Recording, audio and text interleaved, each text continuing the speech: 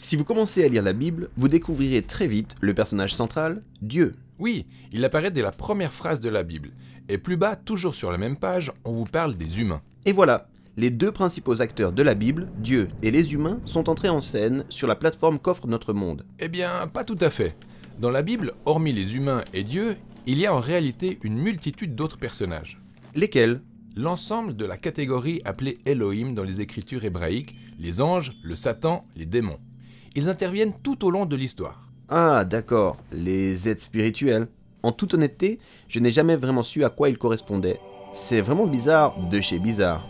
Et malheureusement, nos conceptions modernes sur ces êtres sont en grande partie basées sur de profondes incompréhensions. D'accord, parlons donc des êtres spirituels dans l'histoire de la Bible. La première chose à faire est de nous aligner sur la perception que les anciens auteurs bibliques avaient du monde. Aux pages 1 et 2 de la Genèse, Dieu ressort l'ordre du chaos en séparant les eaux, puis fait émerger les cieux en haut et la terre ici-bas. Tout à fait. Ça, c'est la terre où nous vivons. Ensuite, il y a les cieux tout en haut, qu'il voyait comme étant le domaine de Dieu. Mais dans la Bible, ces espaces ne sont pas séparés. Ils fusionnent. En fait, le jardin d'Éden est décrit tout au long de la Bible comme un jardin au sommet d'une montagne où le ciel et la terre ne font qu'un. Cool. Voilà pour le monde. Et maintenant, autour des créatures.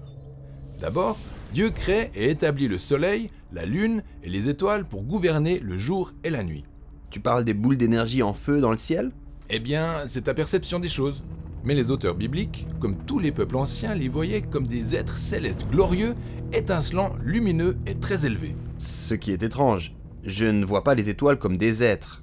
Eh bien, tu ne les vois pas ainsi. Mais pour les auteurs bibliques, les étoiles constituaient la catégorie qui illustrait l'existence d'une réalité spirituelle parallèle à la nôtre. Et tout comme la Terre est différente du ciel, ce dernier a une toute autre réalité. Il est peuplé de créatures aux formes différentes des nôtres, des corps spirituels étincelants. Ok. Ainsi, la plupart des cultures antiques, y compris les anciens Israélites, considéraient les étoiles comme des êtres divins. Mais les auteurs bibliques ont précisé que ces êtres ne sont pas Dieu. Ils sont plutôt des images de Dieu. Leur aspect glorieux et impressionnant n'est que le reflet de la nature glorieuse et impressionnante du Créateur dont ils existent pour servir les desseins. Donc les étoiles symbolisent des êtres qu'on peut définir comme étant l'état-major céleste de Dieu. Tout à fait. À présent, revenons en arrière, car après que Dieu ait disposé l'armée des cieux, il a également établi un autre type de créature.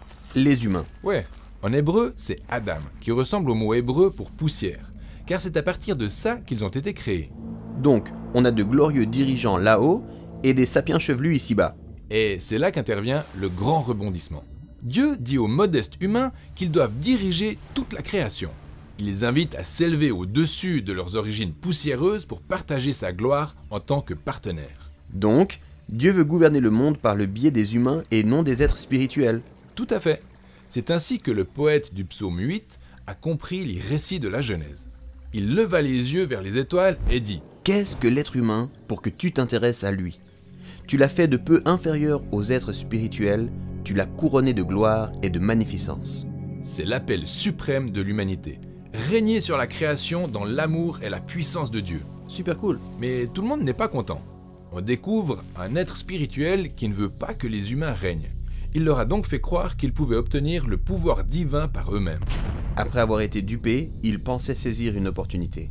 Mais ont été exilés de la montagne d'Éden, condamnés à errer sur la terre et retournés à la poussière. Oh, ce serpent est un véritable fléau. Ouais. En poursuivant la lecture, on découvre qu'il est impliqué dans une rébellion spirituelle qui suit les humains hors d'Éden et à partir de là, les choses commencent à empirer. Dans leur désir de régner, les humains s'engagent dans un nouveau projet. Oui, dans la Bible, ça s'appelle Babylone. C'est l'anti-Éden, où les rebelles humains et spirituels s'unissent pour retrouver leur gloire passée. Maintenant qu'on a tout ça à l'esprit, on peut mieux comprendre l'ensemble des personnages qu'on retrouve tout au long du récit biblique. Dieu, les humains et tous les êtres spirituels. Tout à fait. Et donc, voici un aperçu de ce qui sera l'objet de notre étude. Nous en apprendrons davantage sur l'état-major céleste de Dieu appelé le Conseil divin. On parlera ensuite des anges et des chérubins, figures clés du monde spirituel. Et enfin, d'un ange spécial appelé l'ange de l'Éternel. On analysera aussi les rebelles spirituels dans la Bible, notamment le Satan et les démons. Enfin, on verra comment toute cette histoire mène à Jésus, celui qui triomphe du mal, réunit le ciel et la terre afin qu'une humanité nouvelle puisse collaborer avec Dieu.